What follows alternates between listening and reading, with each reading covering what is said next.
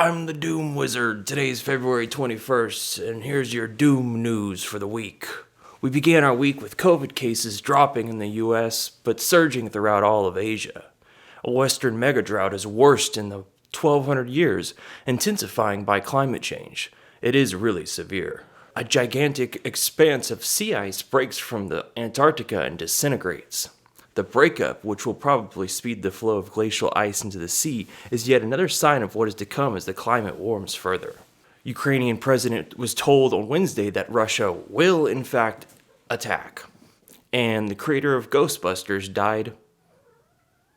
Moment of silence for that. Biden told American people we stand with Ukraine, but also a war with Russia would affect all Americans. Stocks surged after Russia pulled back some troops, and investors were happy. For now. Doug Trumbull, who made the effects for 2001 Space Odyssey and directed movies and shows, died. Elon Musk donated $5.8 billion of shares to charity, but we're not exactly sure where they went. Retail sales jumped up last month, and Ottawa police officers are going to start arresting and fining people for vaccine mandate protests. They end up taking control of the city by the weekend. Cuba is having meetings all over about same-sex marriage, and a new report says more people are being killed from pollution than the COVID-19 pandemic. NOAA predicts in its annual Arctic sea ice report that a foot of sea rise by 2050 is in store. This is a hella lowball estimate, by the way. Financial institutions channeled more than $1.5 trillion into the coal industry in loans and underwriting from January 2019 to November 2021. Even though many have made net zero pledges, a new report by a group of 28 non-governmental organizations showed this was the case. And then we got back to Russia-Ukraine crisis. Are they going to do it? Are they not? Are they going to invade? We just keep getting told mixed messages just like everything through this pandemic. Wait, they pulled back troops? No, actually they didn't. Oh, now they have 150,000 troops, helicopters, armored tanks, and a field hospital? Sounds legit. Tonga needs $90 million for repair from the underwater volcano.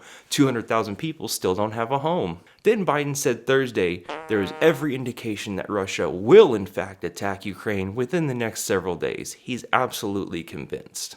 Ukraine, on the other hand, says it'll defend itself. And a new Coca-Cola flavor came out called Starlight. Gonna go pick me up one today.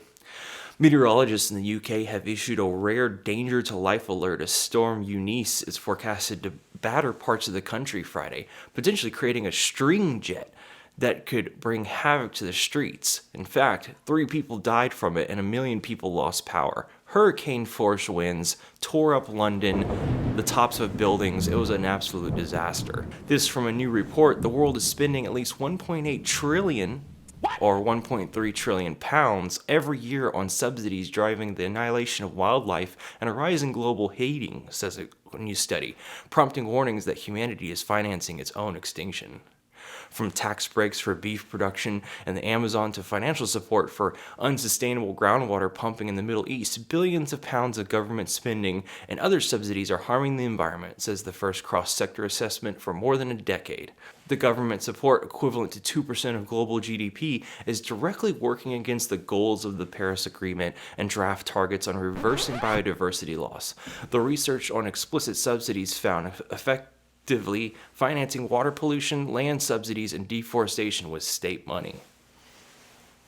Come here. Stocks ended down for the week, and Brazil had a deadly mudslide. This from National Geographic. Most U.S. eagles suffer from lead poisoning. The majority of all adult bald eagles carry high levels of lead. So much for the American dream. There were reports of explosions in separatist bases in Ukraine, and the Federal Reserve might raise interest rates again next month. Strong winds and a snowstorm across the Northeast. This from NPR. Americans are fleeing to places where political views match their own. Meaning America is becoming increasingly polarized and politicized even around science.